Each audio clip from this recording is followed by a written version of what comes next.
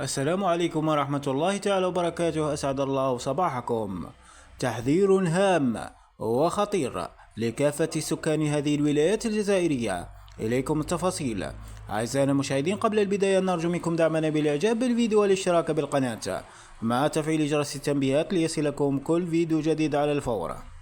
إذا حذرت مصالح الأرصاد الجوية الجزائرية اليوم الاثنين من تساقط أمطار جد غزيرة على عدة ولايات من الوطن.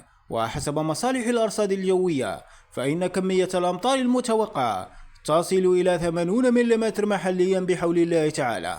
وحسب مصالح الأرصاد الجوية فإن بداية تساقط الأمطار سيكون بداية من منتصف نهار اليوم إلى غاية منتصف الليل بحول الله تعالى.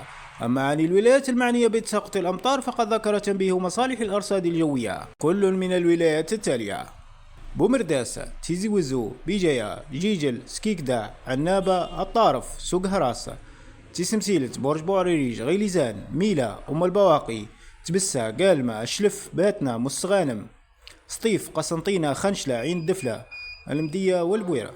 سلامة.